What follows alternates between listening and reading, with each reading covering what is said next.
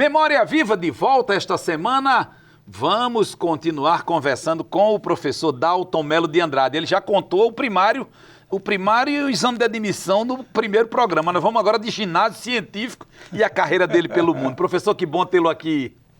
Prazer, meu. Enquanto vocês tiverem água, eu estou aqui. Então vamos embora.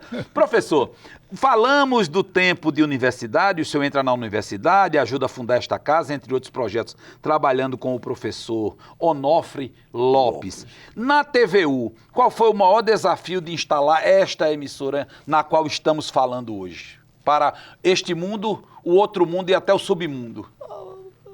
O desafio foi conseguir os equipamentos e conseguir as pessoas, que nós tivemos a sorte de fazer isso sem muito problema.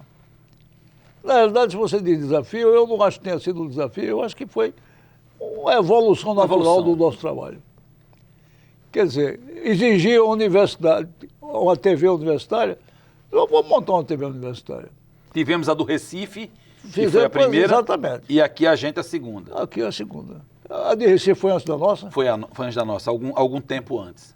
Tem certeza? Tenho sim. Que era da época da tecnologia, né? A TV, quando ela foi fundada em Recife, e aqui também, era no campo do aparato tecnológico, da transmissão. Era um negócio, né, complicado.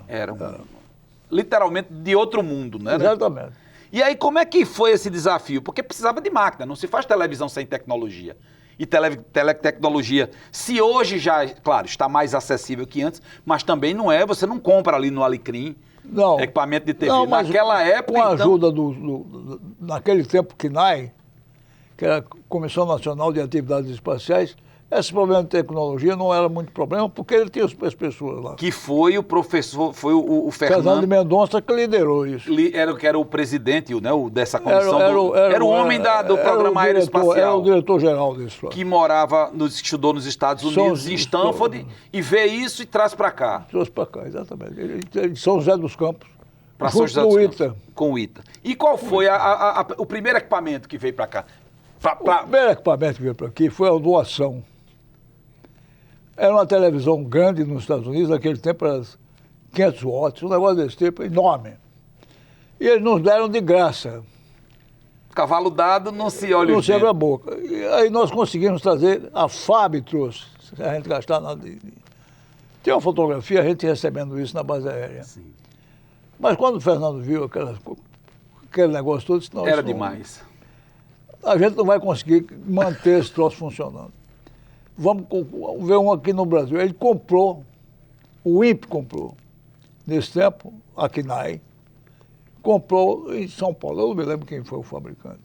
Uma pequenininha, 10 watts, um das menores. Que dava para a gente começar a brincar. Dava para atender as nossas necessidades. E ele comprou isso e instalamos aqui. E botamos no ar sem autorização. Espera aí, professor. Mas por ousadia de quem? Do professor Onofre? Do Fernando? Ou de quem? Fernando. Bota. Militar. Isso. Aí, e agora? Está funcionando? Está funcionando, aí o Ministério das Comunicações querendo que fechar. Sim. Aí marcamos uma reunião com ele, fomos eu, Fernando e doutor Onofre. A Brasília. A Brasília conversar com o ministro, que era um coronel do Exército, eu não me lembro o nome. Quante? Será que era Quante de Oliveira? Não sei, não era não, é um anterior a ele. Tá. Um anterior a ele, eu não me lembro já descobri. Agora. Hugo, um negócio assim. Aí nós fomos lá, o cara ficou bravo, aí Fernando ficou bravo. Também.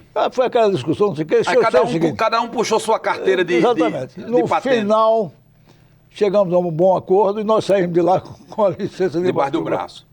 Quer dizer, já estava feito, já estava funcionando há mais de um ano. Então não era complicado. Era fato consumado. Não venha complicar. Não. Aí foi só manter a autoridade do Ministério. E nós não discutíamos isso. Claro. Nós queríamos que ele não desse a licença.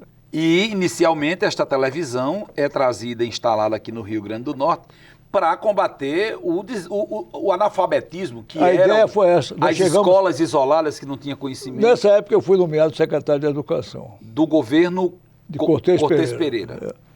E aí nós chegamos a ter 500 escolas espalhadas no estado, com televisão, recebendo o sinal da TVU. Inclusive E aqui em aulas Natal, produzidas inicialmente em São José São dos José Campos. dos Campos. Depois o pessoal veio para cá. O time de lá veio para cá. E começou a produzir aqui.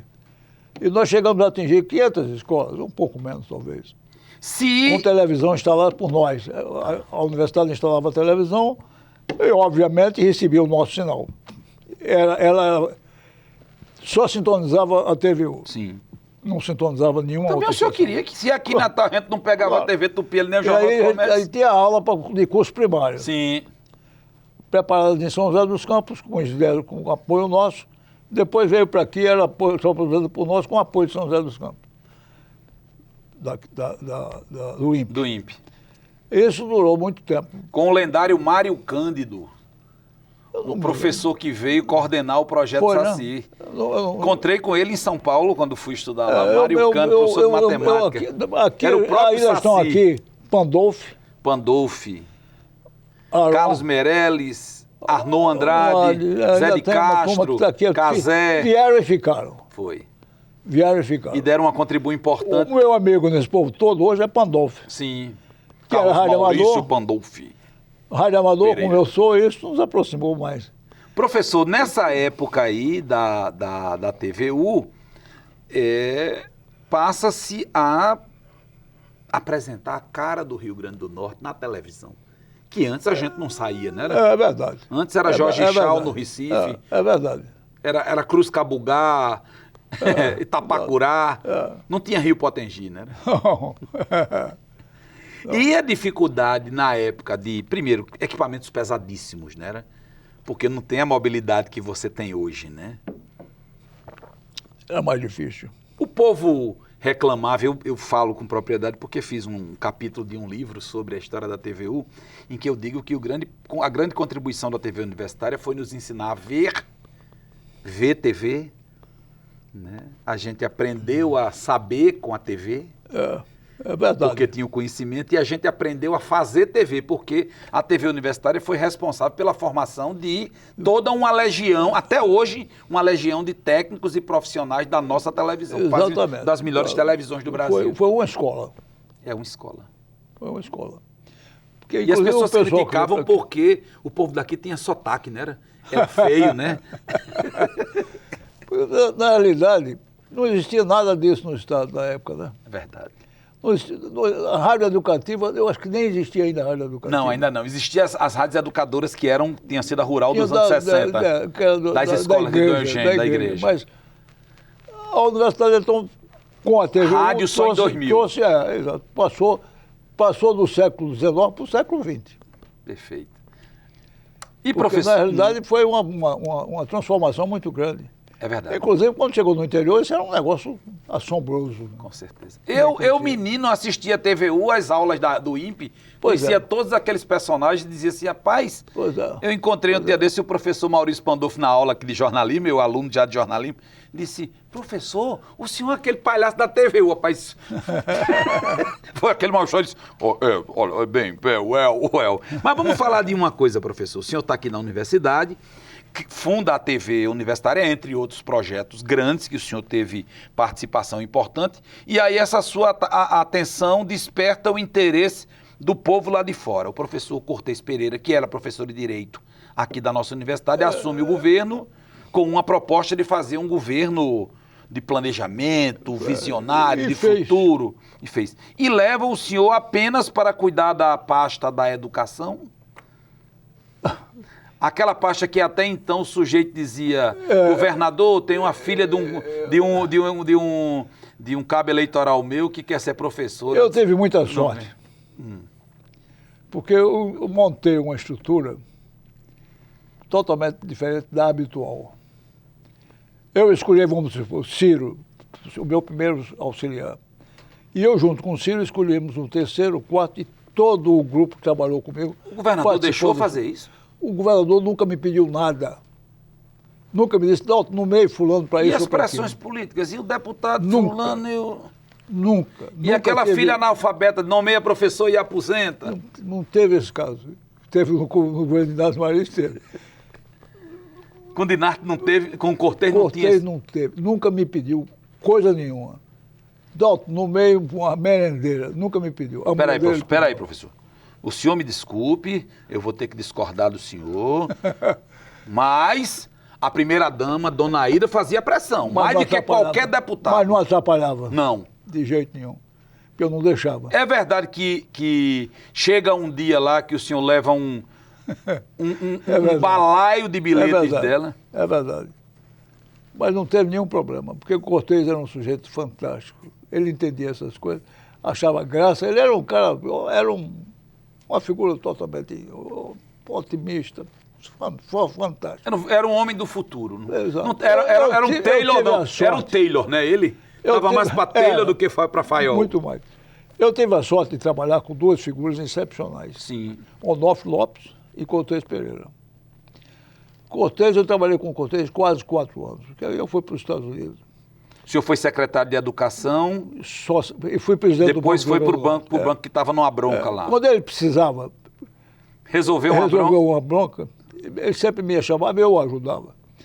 Mas ele era um camarada que ele mesmo tinha as ideias dele muito boas. Tem umas histórias dele sensacionais. Sensacionais. Eu vou contar só uma, porque é gozadíssima. Nós tinha um prefeito aqui do interior que nos deu, a ele e a Ney Lopes, o título de cidadão. Qual foi o município? Jucurutu. Nelson Queiroz, uma figura formidável. O pai do deputado Nelter Queiroz. Exatamente. Aí nós fomos receber esses diplomas e fomos com Graco Magalhães. O piloto. No piloto, no helicóptero do Estado, que a gente, Cortez havia comprado. E Graco aprendeu a pilotar e nós fomos com ele. Ele estava no momento querendo implantar o café no Rio Grande do Norte. E nós íamos passando e tinha uma fazenda com uma plantação de café fantástica. Aí Cortez disse, vamos descer que eu quero ver. Aí fomos descer. Olha, em 1973, 72, já pensou chegar um helicóptero numa fazenda no interior? Quando nós descemos, tinha uma multidão em redor. Em torno. E nisso vinha um camarada de pijama. Quando ele viu o Cortez, botou a mão no bolso e botou a dentadura. Era o governador, Eu nunca esqueci o governador. Eu nunca esqueci essa história. E o café? Era o dono da fazenda. E o café? E o café plantado. Muito bonita a plantação. Eu não entendo desse negócio de agricultura, mas Cortez se entusiasmou com o camarada, deu os parabéns. Mas nós contamos uma viagem. Mas ele era detalhista a esse ponto. Era ao mesmo tempo Taylor e Fayol. Exatamente. Taylor, futuro, e Fayol para se emocionar com as pequenas coisas. Era um cara fantástico. Nessa época aí, o senhor enfrenta um desafio grande, que é a morte do exame de admissão ao ginásio. Eu fui da última turma que fez o exame, estudando no preparatório, que era um livro grosso. Passei nos primeiros lugares. Eu vou confessar a você que esses detalhes, eu não me metia muito, não. Eu tinha um grupo muito bom trabalhando comigo e que tomava conta desses detalhes. Tem uma pessoa desse grupo que vai participar com a gente agora. Quem é? Mostra aí. Meu caro amigo Laércio Segundo de Oliveira. Ciro, eu quero agradecer a oportunidade que você me dá desta reiteração de convivência com este grande educador, especialista em matéria educacional e administração como um todo, professor Dalton Melo de Andrade. Eu tive o privilégio de participar da equipe de seu assessoramento quando exerceu a função de secretário de Estado de Educação do Rio Grande do Norte durante o período de governo do então governador Cortez Pereira. Ou seja, precisamente no período de 1971 a 1975. Verdade. Foi uma fase de muito prestígio para a educação estadual do Rio Grande do Norte, a condução administrativa do sistema educacional norte-riograndense por este educador, grande especialista em matéria administrativa, professor Dalton Melo de Andrade. O Dr. Dalton Melo de Andrade, no ano em que assumiu a Secretaria de Educação, passou a conviver com uma fase de profunda transformação. Verdade. Ocorrida em todo o país, na área da educação.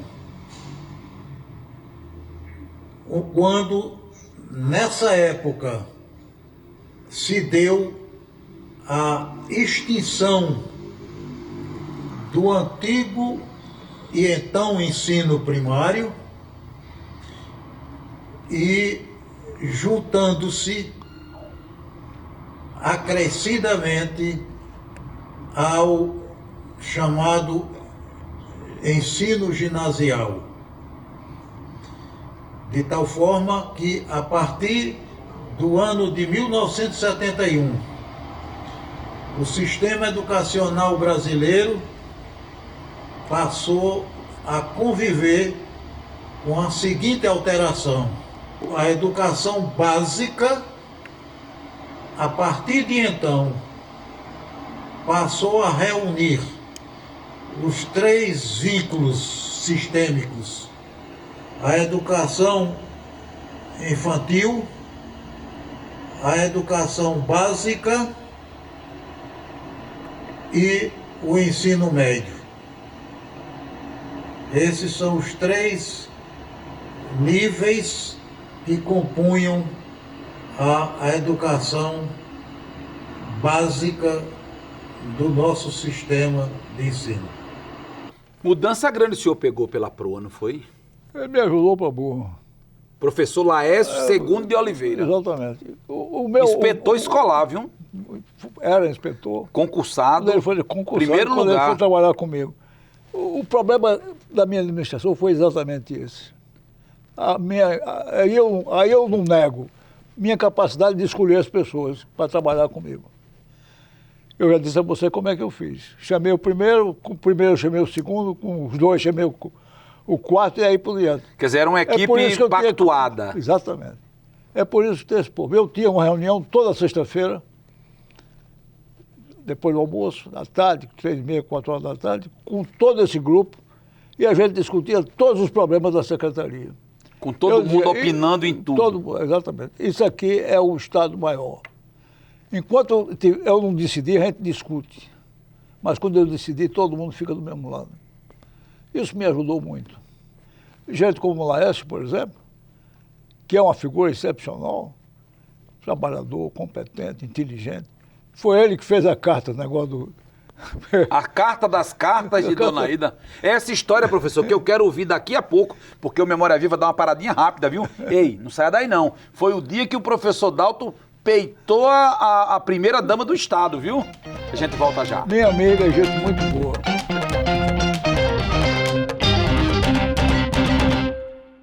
Memória Viva de volta, recebendo nesta semana o professor Dalton Melo de Andrade, que é uma lenda viva da nossa educação e que pouca gente sabe de tantos momentos importantes que ele viveu, problemas que ele enfrentou, soluções que ele encontrou.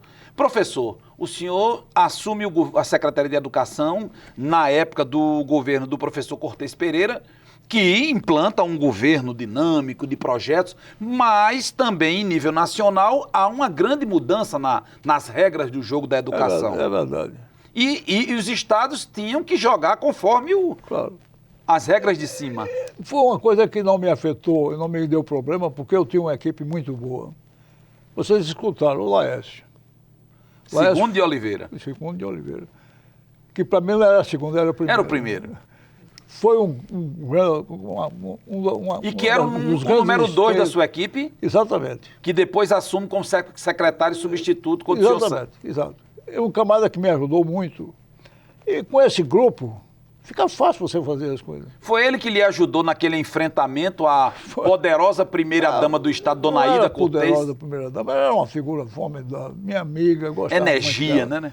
Ela não exigia, ela pedia. E algum problema é que ela pedia demais. Ela pode ser incluída, professor, também naquele rol dos injustiçados pelo Estado, pelo Rio Grande do Norte? Dos quais? Dona Aida Sim. pode ser incluída naquele rol daquelas pessoas que o Estado fez questão de esquecer? Não, eu não incluiria. Não, né? Ela não está nesse nível ainda não, né? Não. Tá não. Então vamos voltar para o episódio. Quem é que chega lhe reclamando da pressão? Laércio. Chegou um dia o cabelo dele, ele tá com cabelo branco para burro. Eu não sei porquê. Assanhado. Eu não sei porque ele está de cabelo branco. Pois é, assanhado. Ou seja, Professor, eu não posso mais trabalhar. Por que, Laércio? Olha aqui a quantidade de cartão. O que é isso? Dá um bilhete de Dona Aida, pedindo emprego de merenda, disso, daquilo outro. Eu digo, vamos resolver isso. Eu vou conversar com o Cortez. Me faça uma carta explicando isso e a dificuldade que a gente está tendo de atender esses pedidos. Que eu vou falar com o Cortez. Cortez é uma figura fantástica. Eu telefonei para ele, Cortez, eu vou aí conversar com você, levando uma carta que você vai ver, reclamando do excesso de pedidos de Aida. Aí ele já achou graça, pode vir. Aí eu peguei a carteira, ele leu, eu disse, de hoje por diante você não recebe mais nenhum pedido dele. E não recebeu? Nunca mais recebi. Mas os pedidos delas é o quê? Para nomear um diretor, para passar um menino? Ninguém, pode nomear diretor, ninguém ia pedir a ela. Ia pedir a mim ou ao governador. Era um negócio de merendeira. Pedido varejo. Exato. É. Pequeno. Professor, o senhor também viveu um momento importante, que foi o final do exame de admissão. O exame de admissão, quer dizer, ao final da quarta série, suponhamos, 1.000 alunos, 100 alunos terminavam o quarto ano. Para o ginásio só existiam 50 vagas.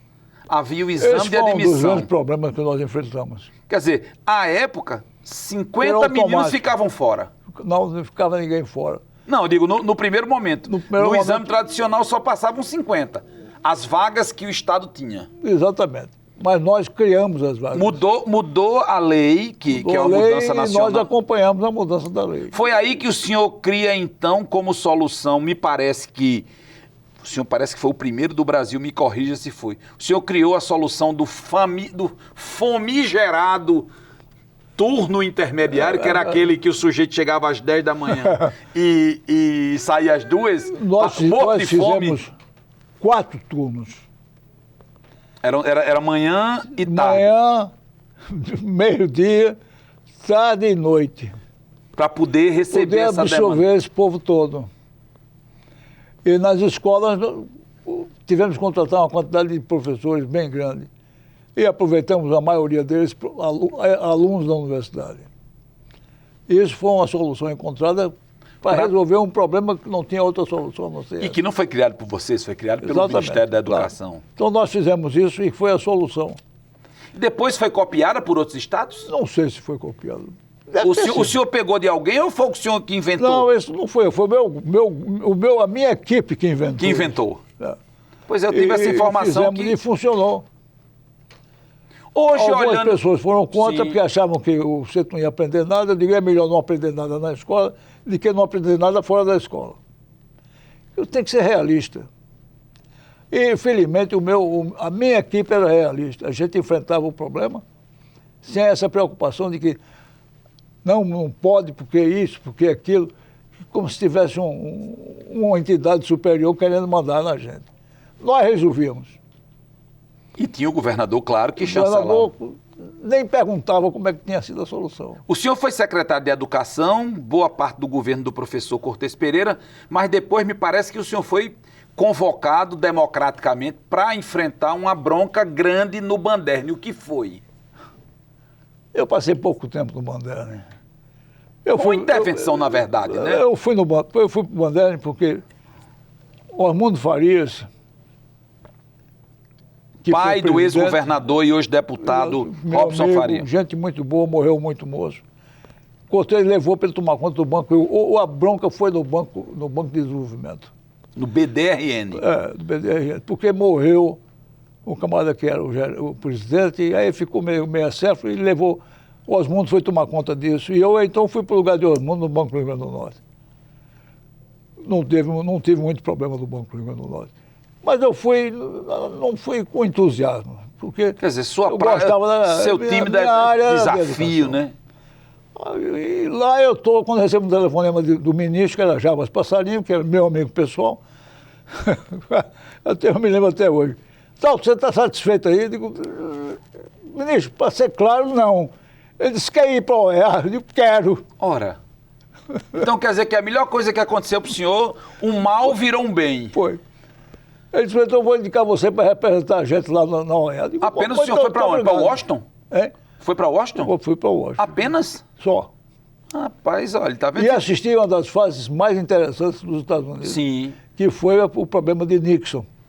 O Watergate. O Richard Watergate, exatamente. O senhor estava lá, testemunha ocular da história. Estava lá. Abalou mesmo com a vida americana? Mobilizou o debate, a sociedade? Mobilizou. Porque começaram a surgir os podres de Nixon, né? Nixon tinha uma postura pública e uma postura particular. Diferente. Totalmente diferente. E essa particular começou a surgir. E aí o povo, inclusive o povo que votou nele, começou a ficar com raiva dele. E fizeram o processo de impeachment. Eu assisti a vários discursos que ele fez, se defendendo na televisão, o diabo, não adiantou nada. O senhor acha que foi justo o impeachment ou foi golpe? Ah, foi justo. Foi justo, né? Foi justo. Ele pediu demissão antes. Quando ele viu que não tinha jeito, ele renunciou ao governo e assumiu o Gerald Ford. Mas o Congresso não tomou conhecimento do pedido dele e foi até o fim com o negócio do impeachment. Nessa época, o senhor vai de mala, cuia, cachorro, menino, papagaio, jumento, tudo no mundo. Exatamente. E esse tempo que o senhor passa nos Estados Unidos, passou quantos anos, professor? 4 anos. Mudou completamente a chave. Mudou. O senhor já tinha morado nos Estados Unidos antes? Fui fazer mestrado lá, né? Sim. Em que escola? Utah State University. Sim. E volta para Washington. Aí fui para Washington. Completamente diferente. A minha escola, que eu estudei, numa cidadezinha que tinha 7.000 habitantes. Mormon. Não me afetou em nada, porque nunca foi ninguém na minha casa perguntando se eu tinha religião. Você não foi convidado para usar aquele chapéu, aquela roupa? Nada. Nunca me procuraram para coisa nenhuma. Você pensa que eles ficam... Aqui eles ficam com aquele batendo de negócio porta em porta. Mas lá nunca fui. Uma pessoa só na minha casa, que era dentro da universidade, para me dizer, olha, você não quer ir à igreja hoje, não? Tinha uma igreja católica. Essa, o padre, quando viu a gente chegando lá, disse, meu Deus, melhorou. Graças a Deus. Graças a Deus. Foi o senhor, sua esposa? Fui eu, minha mulher e 2 filhos. 2 filhos. Os Teve dois menino lá? aqui. Como é? Não, o senhor tem quantos filhos? 4. 4. Quem é que foi? Os 2 mais jovens. Que são? Ricardo, que hoje mora em Brasília, e Daltinho, que é cidadão canadense hoje. Sim. E ficaram aqui em Natal? Ficou aqui em Natal Júlio César, que foi diretor da Escola Técnica de Judeia durante 28 anos, aqui é um líder da universidade, e Tereza, que era professora, era da biblioteca. Sim, da biblioteca. Da biblioteca. Está aposentada. Tá. Essa vida, professor, nos Estados Unidos marcou... Virou outra chave. É um privilégio que eu não tive problema, porque eu já conhecia bem. E o dólar nessa época também valia 18,34, quanto no tempo da guerra, ou já valia menos? Eu não me lembro, porque eu ganhava em dólar e gastava em dólar. Foi uma época muito boa, eu achei formidável, gostava muito. Minha mulher é telúrica, queria voltar para Natal. Quer dizer, ela sofria de uma doença chamada saudade telúricus. Exatamente. Esse vírus é um perigo. Exatamente. E ela também contou um sonho que ela teve. Tive um sonho formidável. Eu digo, o que foi? Sonhei que estava voltando para Natal. E agora? Aí o senhor fez o quê? Eu fiquei calado. Deixei passar. Uns 10, 15 dias depois, eu tive um sonho. Tive um pesadelo horrível. O que foi? Sonhei que estava voltando para Natal. Como era a sua rotina lá, professor?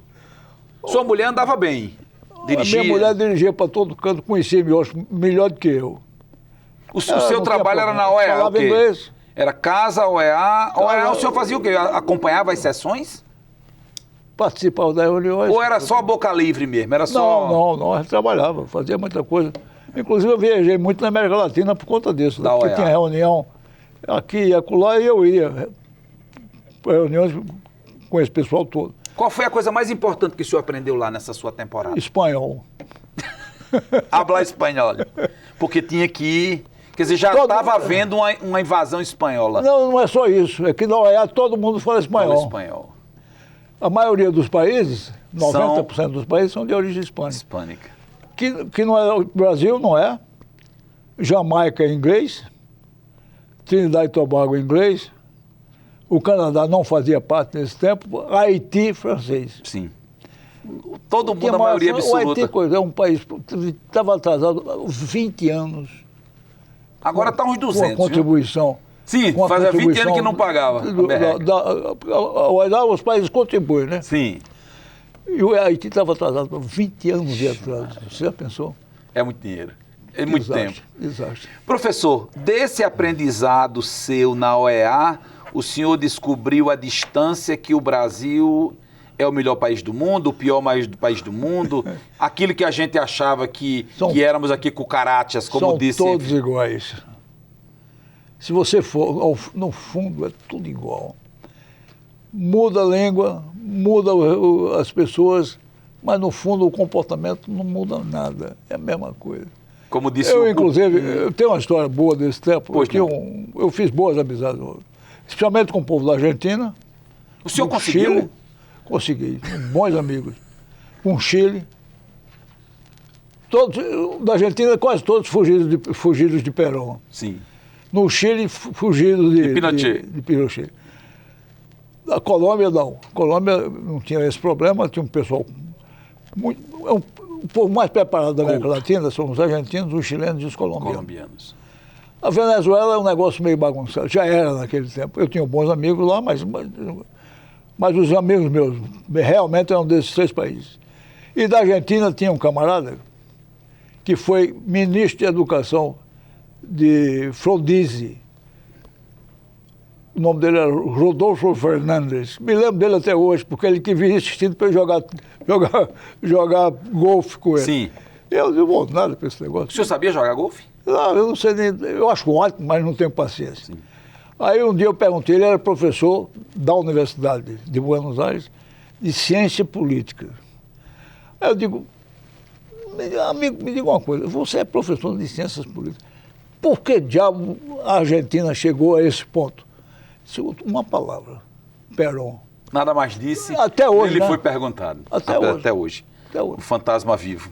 Quando é que essa queda de braço de sonhos, o sonho da sua mulher virou realidade e o seu pesadelo não? Eu voltei para Brasília para dirigir a área de assuntos internacionais do MEC. Quer dizer, o senhor sai da OEA, vai para o MEC. Para o MEC. A convite do ministro para assumir. Convite do ministro para tomar conta da parte internacional do MEC. Sim. E foi uma fase ótima, porque eu viajei bastante. Que época foi, professor? 76, 77. 78 eu voltei para a universidade. Sim. 2 anos. Rodou o mundo. Foi muito bom. Muito bom. E como diz o artista, e o precinho, né, professor? É, muito agradável, muito bom. Tinha uma desvantagem, eu viajava só. Sim. Porque não podia levar minha mulher para tudo isso, que é caro para burro, né? Então, eu passei um mês, por exemplo, em Paris. Sofrendo. De solidão. Numa reunião esse negócio da educação, como é Unesco. Reunião, um mês de reunião, nunca resolveu nada. Essas organizações não resolvem nada. São muito boas, né? Não resolvem não, mas são tudo gente fina. Para você trabalhar é ótimo. Fazer contato é ótimo, mas não tem poder de decisão. Porque depende dos países. É deliberativo, né? Exatamente. Professor, o senhor volta para a universidade, aí o senhor vai ter uma função de decidir poder ou o senhor veio só para fazer um cargo deliberativo? Aí eu trabalhei bastante. Eu vim para cá, eu fui candidato a reitor junto com o Diógenes. Foi. E perdeu por quê? Porque faltou voto, né? Faltou voto. Mas Diógenes, a gente tinha um acordo. Quem trabalhava um com o outro, ele me convidou e eu vim para Natal. Ele é seu amigo desde essa época ou de antes? Não, já de antes. Somos amigos antigos. Aí eu voltei para trabalhar com ele aqui. Sim. E fiquei na área de planejamento. E aí nós fizemos um trabalho bastante razoável, eu diria. Nós mudamos totalmente o sistema de orçamento, descentralizamos tudo. Fizemos a administração, eu acho que foi muito boa. Agora, E ele concordou com tudo isso. Sim. Ele é amigo seu, carne e unha, assim. Total. De fé, irmão, camarada. Ele vai participar do programa da gente, professor Diógenes. Professor Diógenes, diga aí. Conheci Dalton Melo de Andrade mais profundamente quando tive a oportunidade de substituí-lo na Secretaria de Estado de Educação e Cultura no governo Cortes Pereira. Lá encontrei a casa limpa, a equipe bem montada, o trabalho em execução de primeira categoria. Procurei continuar aquilo que ele havia conseguido. Verdade. O tempo passou e aumentou a nossa amizade até hoje. É verdade. Quero bem a Dalton, pelo talento dele, pela simplicidade, pelo jeito de ser. Mas um dia aconteceu e fomos indicados em lista sexta para o presidente da República para a escolha de reitor da Universidade Federal do Rio Grande do Norte. Ele e eu estava com um time excelente. Não sei se a escolha foi a melhor me escolheram. Mas logo em seguida, que tomei posse, convidei Dalton para ser pró-reitor. E tive a alegria de aceitação. Ele me ofereceu um jantar, foi para o teclado, ele toca muito bem. E tocou umas músicas. Eu tinha tomado o uísque e não ia perder a oportunidade de brincar com ele. Então disse, ele perguntou quando terminou uma música, disse, gostou? Eu disse, se você me convidar novamente para ouvir, ter essa audição, eu desconvido você. É verdade. Foi isso mesmo, professor? Foi. Rapaz, foi o uísque, viu, professor? Não foi ele, não. A culpa foi do uísque, viu? Talvez tenha sido. Professor, É uma grande figura.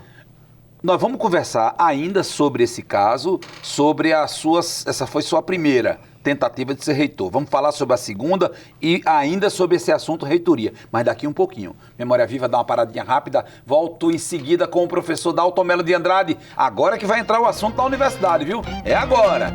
Segura aí.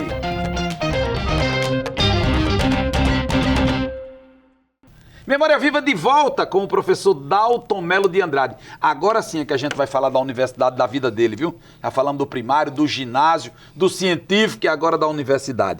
O senhor volta para a universidade, disputa a eleição de reitor com o professor Diógenes da Cunha Lima, mas aí havia um acordo, né? Era uma paz pública. Nós somos amigos de longa data. Agora ele não considerou o senhor não, viu?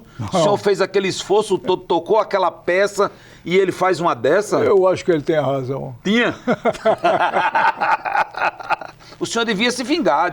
Ô, Diógenes, esse seu poema tá muito ruim, viu? Aí pronto. Ele tinha razão. Eu toco mal. Sim. Eu aprendi a tocar nos Estados Unidos. Eu comprei um órgão. Naquele tempo estava na moda, esses órgãos eletrônicos e tal.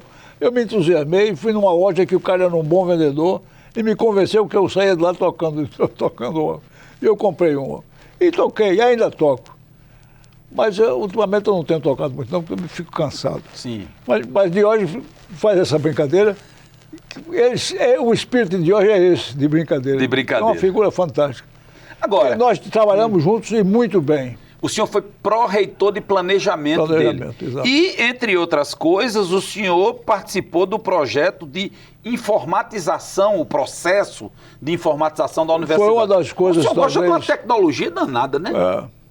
Foi uma das coisas, e quem me ajudou muito nisso foi Fernando de Mendonça, De novo. de novo. Porque o INPE, homem do INPE. o INPE, naquele tempo aqui lá, tinha um computador Burroughs, 3.500. Que era o que havia. E ele conseguiu um de 6.500. Aí me doou para a universidade. Foi o primeiro computador que nós começamos a trabalhar com ele aqui na Que usava ele para quê? Para rodar a folha, para rodar o vestibular? Todo mundo. Agora era um bicho enorme, com 500, menos capacidade do que o celular. 500 GB naquele tempo, que era uma besteira. Não era nada.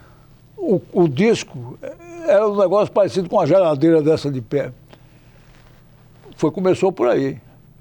E eu realmente dei uma contribuição razoável, porque conseguimos depois um maior, e aí eu nunca mais parou. Mas teve uma equipe, porque o pessoal de finanças, de planejamento, também tem uma equipe forte. Quer dizer, passou, é nessa época que se começa a pensar a universidade como orçamento anual, que tem que controlar. Eu fiz na universidade o que eu tinha feito na Secretaria de Educação. Sim. Eu montei um grupo semelhante ao que eu havia montado na Secretaria de Educação. Convidei o primeiro e com o primeiro convidei os demais. Então eu fiz um grupo coeso. Fechado. Fechado. Competente. E eles trabalharam para mim o tempo todo. Quem é que jogava nessa seleção? Gente muito boa. Mariano era um deles. O outro é um rapaz que hoje está no Ministério da Educação, que tomava conta da área de computação. Raimundo? Não, Raimundo não. Ele foi secretário do governo passado, de Fátima. Secretário de Educação. Getúlio. Mariano era o homem do dinheiro. Tomava conta desse negócio. Irmão de Mariano da gráfica. Da gráfica. Depois... Uma turma muito boa. Raimundo Rego era desse time? Era, sim. Ele trabalhava conosco. Tinha uma turma muito boa. E esse pessoal me ajudou muito. Eu conseguia fazer as coisas sem ter que trabalhar. É bom demais, hein? Agora, isso, teoricamente, em princípio, lhe credenciaria a ser um candidato a reitor dentro dessa... graças a esse trabalho, vamos dizer, revolucionário. E fui. E aí? Aconteceu a mesma coisa que aconteceu antes com o Diógenes. Foi escolhido o meu amigo Genibaldo, que me convidou para continuar trabalhando com ele, e que é uma das melhores figuras do Estado. E como é que foi o episódio do senhor descobrir? Foi quando saiu no Diário Oficial que ele já estava escolhido? Não. Como foi? Foi diferente. Diga aí. Eu fui falar com o Dinarte, cheguei lá e ele já estava... O senador Dinarte Mariz era o homem que resolvia essas tinha as coisas. cartas fortes. Quando eu cheguei lá para falar com o Dinarte, ele já estava lá muito antes de mim. Deitado na rede. Deitado na rede. Aí quando eu vi... Não, tu quer que você quer? Não, não quero nada. Só bom dia, um abraço, até logo. Já disse tudo. Já disse tudo. Agora, Mas Genibaldo é uma figura fantástica. E o senhor trabalhou com ele também? Trabalhamos juntos. Muito Diferença tempo. De estilo de Diógenes para o estilo de Genibaldo? Todos os dois deixaram eu trabalhar. Então não tem diferença nenhuma. Talvez Diógenes fosse menos... Não tem diferença não. Para mim é a mesma coisa. Eles me tratavam muito bem, me davam total liberdade de ação. E eu fiz no meu trabalho o que eu quis fazer. E eles aprovaram, sempre. Por que o senhor não foi mais... Eu só tive um problema, uma discussão com o Genibaldo uma vez. Qual foi? Por quê? Por conta da interferência de estudantes desse grupo de esquerda e tal. Foi a época da invasão da universidade? O senhor defendeu o quê? Que a polícia entrasse? Eu defendi que a Universidade Federal, a Polícia Federal tomasse providências. E ele disse... Ele disse, não, porque o pessoal de Brasília não está querendo que eu crie problema. Eu digo, então eu não posso fazer mais nada. Sim. Eu não concordo, acho que a gente deve reagir, mas você é o reitor, você é quem sabe. Quer dizer, aquilo que o senhor fazia lá na secretaria, a gente discute aqui, mas depois da decisão tomada... Exatamente. Não foi. Ele era o reitor, então ele decidiu, está decidido. Por que o senhor não foi mais candidato a reitor? Desistiu, cansou? Cansei, o sistema mudou, a minha força política foi desaparecendo, e eu resolvi não enfrentar mais esse problema, preferi me aposentar. Professor, o senhor aposentou, não foi porque não foi reitor mais não, né? Não, me aposentei porque estava na hora. Tá. Me diga uma coisa, professor Dalton Melo de Andrade, não ter sido reitor, quando o senhor olha o seu álbum de figurinhas, é aquele retratinho que faltou, como hoje faz falta aquela carteira que lhe dava direito o bilhete para andar no Catre, na aeronáutica, na base aérea de Natal. Na base aérea americana de Natal. Isso faltou no seu currículo? O quê? Ser reitor? Está no meu currículo, pró-reitor. Não, eu digo reitor. Não, reitor. Magnífico. Não. O senhor foi um pró-magnífico, foi um pré-magnífico. Não, eu não fui escolhido, não tinha nada a ver com o negócio de reitor. O meu trabalho era pró-reitor, esse eu fiz. E acho que foi bem feito. E tive duas chances, né? Do primeiro com Diógenes e com Genibaldo. Mas quando terminou o Genibaldo, mudou a forma de escolha de reitor, e aí passou a ser... Eu ainda fiz uma participação, depois eu desisti, não fui mais candidato. Ainda teve umas reuniões discutindo com o povo, para lá e para cá, aí eu resolvi não... Encerrar sua carreira, pendurar a chuteira. Encerrei. Perdi o meu contato com a universidade. Tenho um filho que foi diretor 28 anos aí, fez um bom trabalho. Quer dizer, a minha continuidade foi através dele. Foi ele. Mas eu não me arrependo de ter me aposentado, porque eu fui fazer outras coisas. O que é que o senhor foi fazer? Fui assessoria empresarial. Quando eu completei 70 anos, de hoje para frente não trabalho mais para ninguém, para coisa nenhuma, você é vagabundo. Conseguiu? Consegui. Quanto tempo? Formidável. Por quanto tempo? Até agora. O senhor é vagabundo até agora? Até agora. O senhor começou a trabalhar pequeno demais, né? Parte dessas vagabundagens que o senhor tinha era navegar? O senhor foi fundador do Yacht Club, não foi? Foi. Era uma das melhores vagabundagens que eu tive. Não é mais? O senhor não, quem é do mar não enjoa, né? Não tenho mais jogo de manejo para esse negócio, né? Porque é um negócio complicado, você faz muita força, tem que... Mas também desopila completamente, né? Se não prestar atenção ali no serviço... Eu velejei durante 10, 15 anos, sei lá. E foi fundador do Yacht Club? Fui fundador do Yacht Club. Professor, agora sou eu que vou dizer, o senhor é velho, viu, professor? Hein? O senhor é velho. Sou. É uma das coisas que eu sinto todo dia, cada dia eu estou mais velho um dia. Agora, o senhor, ao que consta, é um leitor voraz, tem sempre livros sendo lidos. Já leu quantos livros, professor? Tem ideia? Não, ideia. Mais de 1000. Mais de 2000. Um bocado. 3000. Não sei, não tenho a menor ideia. Se o senhor tivesse fazer uma lista, professor, com 3 livros que o senhor levaria para uma ilha deserta ou para qualquer lugar que não tivesse contato com o mundo, que livros seriam? 3. As obras de Winston Churchill. São quantos volumes? Vamos dizer que essa é uma aí. Essa é uma. A primeira obra dele, que é sobre a guerra, foram 6 volumes. Pronto, vamos dizer que o senhor leva essa cota, é um livro. Qual é o segundo livro? O segundo livro... Estou até fazendo o V da vitória dele aqui. O livro sobre... Eu gosto muito de ler sobre a guerra. Então tem uns camaradas que eu levaria comigo, os livros de Xuxa, os livros de Eisenhower, que é muito interessante. Do general Eisenhower. E o terceiro? E o terceiro seria o de Stefan Zweig, que não tem nada a ver com a guerra. Que é o alemão que viveu no Brasil. O alemão que veio para o Brasil, morreu no Brasil e que escreveu um livro... Coitado, eu tenho uma pena dele danada. Brasil, país do futuro. Mas o senhor viveu uma época do Brasil, país do futuro. O senhor trabalhou com homens que sonhavam o futuro. Pois é, mas infelizmente ficou tudo em sonho, né? Eu estou sendo pessimista, não é verdade, eu não acho isso. Eu acho que o Brasil tem muito futuro.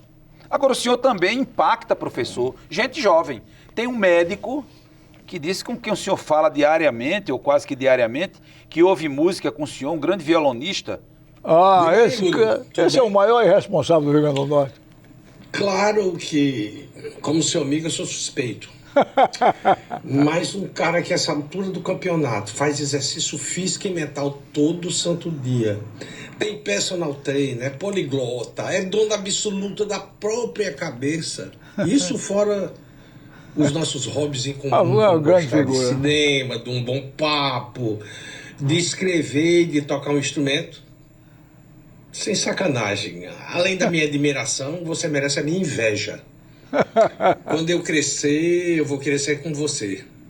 Assim, simpático, simples, agradável. E parece até que eu estou me adiantando no processo até bem. Estou até começando a encarar o orgasmo como um susto. Um grande abraço, figura. meu amigo. Médico José Delfino, né? É uma figura formidável. Eu tive a sorte, Ele é de uma geração mais nova que a sua. bem mais nova, ele é 20 anos mais moço que eu. 20 não, 15. Mas eu tive uma sorte muito grande na minha vida. Bons amigos, não tem nada melhor. Agora, por outro lado, tem uma grande desvantagem. Esse povo todo está morrendo e eu, graças a Deus, continuo aqui. Mas os grandes amigos meus, Alvamar Furtado, Hernando Soares, Eudes Moura, Araquém, Irerê Pinto, que são pessoas com quem eu convivia diuturnamente, com quem eu tinha uma amizade estreita. Todos foram embora. Eu tenho um sonho que não se realizou e nem vai se realizar. Uma reunião com todo esse povo reunido numa mesa só para a gente relembrar os nossos tempos. Talvez o senhor consiga. Quando o senhor se chamar saudade, professor, o senhor quer ser lembrado como o professor Dalton Melo de Andrade foi aquele que... Gostou da vida, de fazer as coisas, de fazer amigos e saber que está contribuindo de alguma forma para melhorar este país nosso. É isso que eu deixaria escrito. Nós estamos felizes de tê-lo aqui, nos ajudando a tornar esse país melhor, por ter aberto esta casa, Sem esta dúvida, televisão, sem dúvida. por ter estado conosco hoje aqui Sem dúvida. no Também Memória foi um Viva. Ainda prazer temos enorme. muitas histórias, mas o tempo ruge Exato, e a gente tem que verdade. parar. Obrigado, professor. Exato. Foi um prazer enorme. Vamos brindar Eu fico aqui com a muito nossa... feliz. Foi um prazer muito grande ter essa entrevista com você, Ciro, porque você se demonstrou uma figura excepcional. Eu sabia que era, mas comprovei hoje. Como diria o professor Cascudo, ou foi Milton Siqueira, é mentira, mas é bom demais de ouvir, viu, professor? Mas não é mentira, não é verdade. O senhor acabou de ganhar o meu novo livro, chama-se O Triunfo da Esperança, campanha de 60 e Natal, que é para o senhor ler nas suas horas vagas. Professor Dalton Melo, obrigado. A você que nos acompanhou, muito obrigado. O programa vai ficar no Vou ler e youtube.com/TVURN. comento. Tá certo, TVURN, pode ver quantas vezes quiser. Aí, moçada, manda para todo mundo aí. Também estamos na terça-feira à noite, ao vivo em cores, na quinta-feira com replay. Quinta, 12 horas 30 minutos, agora 12h40 por conta do horário eleitoral, tem Memória Viva no rádio com o professor Dalton Melo de Andrade. Obrigado, valeu, gente, tchau.